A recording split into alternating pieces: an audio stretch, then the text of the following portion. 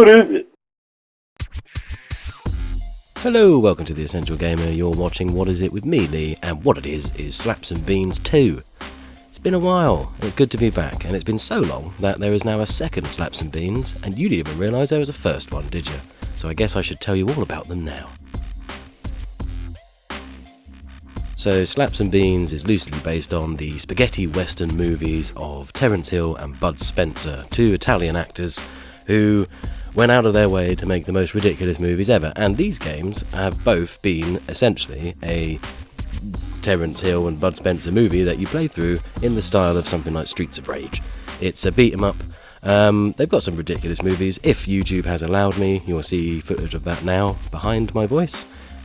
If it hasn't, you'll probably have a nonsense part of the game playing, and you're just stuck with me. So unlucky for you, and thanks YouTube. So the actual gameplay, as I say, is like Streets of Rage. It's beat 'em up, it's side-scrolly, lots of zany bongs and bings as you bop people on the head with different items. Generally speaking, you're just slapping the shit out of them and eating beans to get your health back. Hence the name, Slapped and Beans. It's ridiculous. This one, over the first one, has better animation, has more attacks, more variety, but generally speaking, it's the same game. And the gameplay is slap people in face, eat beans to be better, do some relatively simple puzzle platforming, and some mini-games, which I'll talk about in a bit. The mini-games are actually quite interesting this time round. It is a two-player, it's designed for you to play with a friend, all the way through, couch co-op style, slapping and beaning and slapping, lots of beans, lots of slaps. The actual variety in the levels is quite good. The variety of baddie ramps up, people can throw stuff at you, others have weapons, some of them are just stupid, run-of-the-mill mongs that run straight towards you, ready for you to bop with a bean can or slap with a stick whilst you pick a chicken off the floor and eat it. You can pick up baddies and throw them at people, you can throw items at others. There's set pieces all over the place, which is one of the good things that I like about these games. It does tend to get a little bit repetitive in the first game, where you are just slapping and beaning. In this one at least, lots of different settings, lots of different baddie types, lots of different types of level, where they're not just side-scrolly slapping and beaning, it's a mixture. I wonder how many times I can say slapping and beaning without YouTube finding a problem with it. Do you think they'll let me get away with that all the time? I'm going to try it. I'm just going to constantly say slapping and beaning. It's weird because they haven't made any movies in a very long time.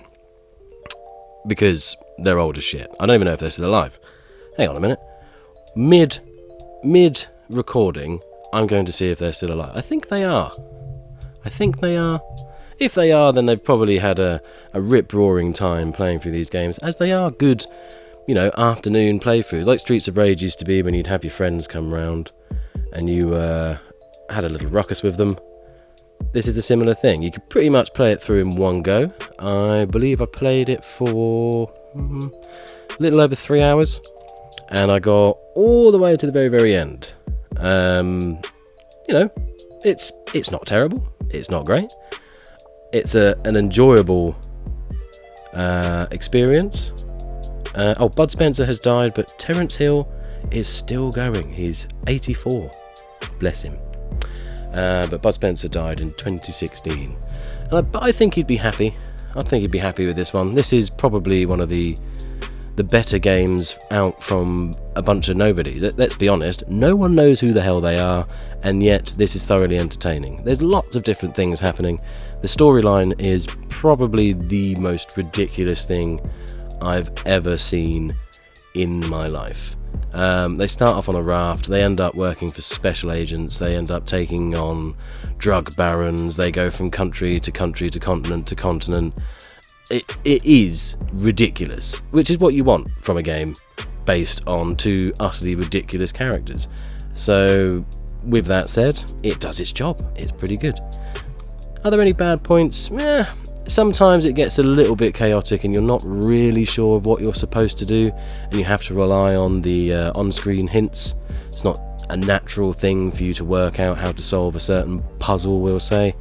It does get a little bit repetitive with the continuous slapping and beaning. It's at threat at all times to be boring in that sense, but they managed to mix up the types of levels and the types of activity just enough to not allow it to be boring. In the later levels, when it gets really difficult, you might find it a little bit frustrating, because whilst you don't have any power-ups or extra abilities, your bad guys do, and all of a sudden the different types of bad guys make it really, really tough for you to slap and bean your way through the level. I think I've said slap and bean quite enough now.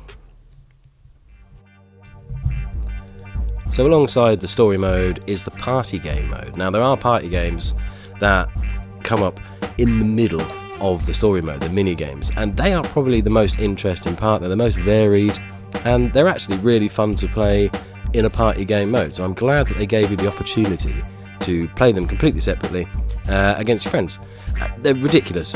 Some of them are eat the food the fastest and eat the most food. Another one is keeping a banana boat afloat while sharks and crocodiles or whatever it is attack you, and birds land on it and make it unbalanced. Another one, what was the other one I played? It was a card game. They're ridiculous. They're completely and utterly ridiculous, but these really do inject some much needed variety into the gameplay just when you need them as well, which is one of the things that I enjoyed the most. My favourite one was the assault course. Playing that against your friends reminds you of something like track and field, but with guns.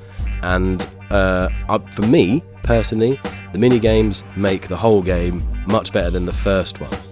The variety, the mixture, they've actually improved on a fairly simple premise of beat 'em up style with these little additions. Don't get me wrong, it's not Streets of Rage, but I enjoyed it.